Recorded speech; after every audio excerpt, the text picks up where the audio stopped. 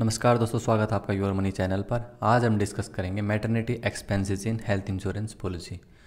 दोस्तों, यदि आपके पास कोई हेल्थ इंश्योरेंस पॉलिसी है और उसमें कोई मैटरनिटी या प्रेगनेंसी का कवर नहीं है, तो भी आपको दो कंडीशंस में प्रेगनेंसी से रिलेटेड हॉस्पिटलाइजेशन यदि होता है तो वहाँ पर आपको एक्सपेंसेस मिलते हैं। तो आज मैं वो डिस्कस करने जा रहा हूँ। तो जैसे आपके पास कोई हेल्थ इंश्योरेंस पॉलिसी है और उसमें एक्सप्लिसिटली कोई भी मैटरनिटी से रिलेटेड कवर नहीं है, तो जो दो कंडीशंस हैं जिनमें आपको मैटरनिटी रिलेटेड एक्सपेंसेस मिलते हैं वो हैं, अनफॉर्चुनेटली यदि एक्टोपिक प्रेगनेंसी होती है और उस एक्टोपिक प्रेगनेंसी की वजह से हॉस्पिटलाइजेशन होता है तो वहाँ पर हॉस्पिटल में होने वाले सभी एक्सपेंसेस आपको मिलते हैं। एक्टोपिक प्रेगनेंसी का मतलब है कि जब प्रेगनेंसी यूट्रस में ना होकर फैलोपियन ट्यूब्स में होती है तो उसको हम एक्टोपिक प्रेगनेंसी बोलते हैं।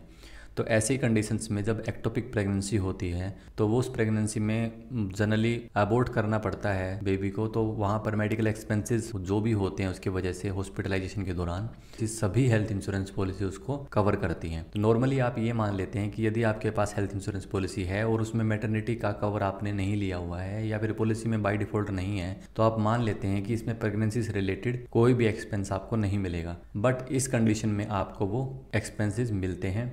दूसरा है कि अनफॉर्चुनेटली यदि एक्सीडेंटल मिसकैरेज हो जाता है और उसकी वजह से कोई हॉस्पिटलाइजेशन होता है तो भी आपको हॉस्पिटलाइजेशन में जो भी एक्सपेंसेस हुए हैं मिसकैरेज की वजह से वो एक्सपेंसेस आपको कवर होते हैं। तो ये दो कंडीशंस हैं, ectopic pregnancy and miscarriage due to accident. इन दोनों कंडीशंस में आपको पैसे को मिलते हैं हॉस्पिटलाइजेशन से रिलेटेड। दूसरा ऑप्शन है कि यदि आपकी पॉलिसी में मैटरनिटी कवर आपको दिया हुआ है एक्सप्लिसिटली, तो आप ये मत मान लीजिएगा कि आपको मैटरनिटी कवर है तो आपने पॉलिसी ली और आप किसी भी ईयर में उसको अवेल कर सकते हैं। ऐसा नहीं होता है। तो वो जो कवर है वो कवर आपका एक सर्टेन वेटिंग पीरियड के बाद ही आप उसको अवेल कर सकते हैं। वो वेटिंग पीरियड आपका 24 मंथ्स भी हो सकता है, 36 मंथ भी हो सकता है। तो आप अपने पॉलिसी डॉक्यूमेंट से चेक कर लीजिएगा कि कितना वेटिंग पीरियड है। उस वेटिंग पीरियड के बाद ही आपको मैटरनिटी से रिलेटेड आपको एक्सपेंसेस मिलते हैं और जनरली ये एक्सपेंसेस 2 डिलीवरीज के लिए ही आपको मिलते हैं, जो कि लाइफ टाइम में होता है। इंश्योर्ड पर्सन की लाइफ टाइम में यदि 2 डिलीवरीज होती हैं तो मैक्सिमम वहां तक आपको एक्सपेंसेस मिलते हैं। और ये एक्सपेंसेस कैप्ड होते हैं, यानी ये 50,000 या 1 लाख या 1.5 लाख या ऐसे कैप्ड होते हैं, तो उससे ज़्यादा आपको एक्सपेंसेस नहीं मिलते हैं। तो आप अपनी पॉलिसी में पहले लिमिट चेक कीजिएगा कि किस लिमिट तक इसमें मैटरनिटी कवरेज है और उसी के हिसाब से फिर आप किसी भी हॉस्पिटल को चूज़ कीजिएगा, तभी आपको इस कवर का बेनिफिट मिलेगा।